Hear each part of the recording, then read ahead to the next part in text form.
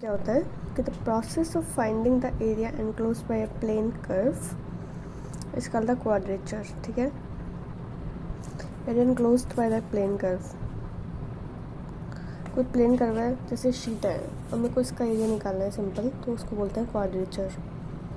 हम इसको लिख सकते हैं कि जो भी मेरा फंक्शन बन रहा है इनपुट डालने पे, उस फंक्शन की लिमिट कहाँ से कहाँ तक वेरी कर रही है. ठीक है, जैसे कर्व लाइन है, यही फंक्शन है मेरा, इसकी लिमिट ए से बी तक वेरी कर रही है, तो ये मेरे को डाल देना है इनपुट के केस में. ठीक है, मतलब वाई डी एक्स इस तरीके से लिखते हो. मीटर वो एक्स की चल रही है, चित्र इस तरफ का है, वाई इनपुट है, तो डी वाई चलेगा. इनपुट जो भी है ना उसके हिसाब से लिमिट लगेगी. इस क्षेत्रफल है तो वाई वन बाई टू कर देना. इंपॉर्टेंट स्लोप के फॉर्मूले ध्यान रखो जब भी आपको इस टाइप का दे दिया चाहे कर्व. ठीक है, इधर एक्स है, पावर बढ़ती जा रही है, वाई की पावर 2 है, फिर 2 माइनस एक्स कर रहे हो, 4a स्क्वायर दे रखा है, तो पहले एसिम्प्टोट बनेगा, फिर कर्व बनेगा ऐसे, इसका पॉइंट है 2a, 0. और इस टाइप का एरिया जैसे 4a स्क्वायर, तो है इसमें पाई एक्स्ट्रा आ जाता है, लेकिन इसका एरिया बन जाता है 4 स्क्वायर. अब एरिया जब कर्व इस तरीके दे रखा हो आपको, वाई स्क्वायर, एक्स क्यूब इस साइड है, इधर a माइनस एक्स है, तो कर्व बनेगा उल्टा, मतलब पैराबोला जैसा बन रहा है कर्व. इधर एसिम्प्टोट है, एक्स बराबर a आ गई लाइन. और ठीक है, तो इस तरह का जो कर्व है उसमें एक्स की पावर के हिसाब से वैल्यू वेरी करेगी, मतलब 3/4 pi a square, 3/4 pi a square. Area of loop of the curve a Y square equal to X square a minus X. Equivalence है, इधर भी वाई स्क्वायर है, इधर भी एक्स स्क्वायर है, इधर ए तो इधर ए माइनस एक्स. इक्विवेलेंस चल रहा है, तो मैं सोच रही हूँ 8/16 लिख दूँ, पर नीचे 16 नहीं आता, एक कम आता है, 8/15 ए स्क्वायर. स्टॉल्ड X by 8 2/3 Y by B 2/3 equal to 1. या तो ये दे रखा हो, या एक्स बराबर क्या होता है, a cos cube theta, y बराबर b sine cube theta. Area बनता है 3πAB/8.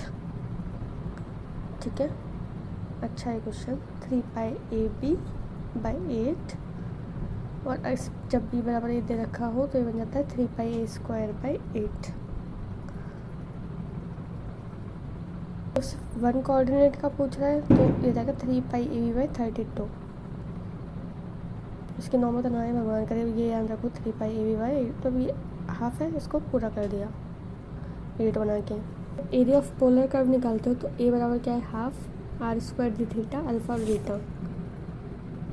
बस ये याद रखने को, आगे हाफ लगता है और अल्फा से beta r square theta d theta इस हिसाब से चलता है. तो चाहे प्लस वाला है चाहे माइनस वाला है, अगर एरिया इनक्लोज्ड बाय, जैसे प्लेन का एरिया पूछ रहा है, एरिया इनक्लोज्ड बाय, तो सीधा सीधा इसका क्या है 3/2 पाई ए स्क्वायर. सिंपल का तो यही होता है. मध्य का पूछ रहे हो, अगर दोनों कर्व से रखें तो 3πA² बन जाएगा. केस में जैसे दोनों माइनस माइनस प्लस माइनस कुछ भी दे रखा हो, या 3πA² बनता है एनक्लोज्ड बाय. साइडेड पे आ रहा है तो 3/2 हाफ हो जाए, a/A² बन जाता है. स्किट का तो 3-4 बार पूछ लिया होगा एग्जाम में. r² cos 2 थीटा है तो वैल्यू a² बनती है. या a sin 3 थीटा 3 बनाता है लूप, तो ये 3 का 4 से डिवाइड कर दो ना, πA² 12 कर दो. टर्म तो देखते चलो कि एरिया ऑफ कर्व दिस, ये क्या है, एस्टोट का क्या होता है, 3/8 3/8. ए बी और होता है, पर ए बी तो उसमें कुछ देने नहीं रखा. Area of following ellipse pi b. Area bounded by log x 0 to e is going to be 1. Area of loop of this, एक 3 लूप, ये एस्टोइड है क्या, a² बनता है इसका एरिया. इसका आंसर a² होना चाहिए था. Area bounded by the cardioid 3π/2 πA². दोनों दे रखे होते तो 3 हो जाता. जैसे प्लस का दे रखा होता जैसे माइनस का आंसर यही होता. फिर भी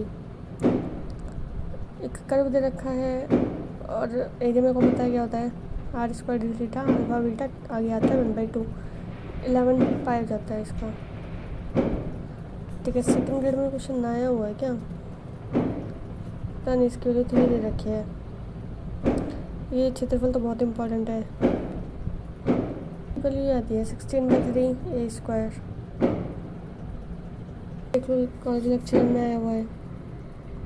area bounded by this and this. E x और वाई बराबर ई माइनस एक्स एक्स बराबर 1 पे वैल्यू क्या जाती है ई 1/e और -2। शायद ये लिप्स में भी देखा है मैंने या फिर हाइपरबोला में कहीं तो देखा है। ई 1 + e -2 शायद रेक्टेंगल हाइपरबोला में देखा होगा। इसमें -2 ही है। कि area bounded by ellipse and tangent of extremities of its minor major axis 4 - π AB² unit.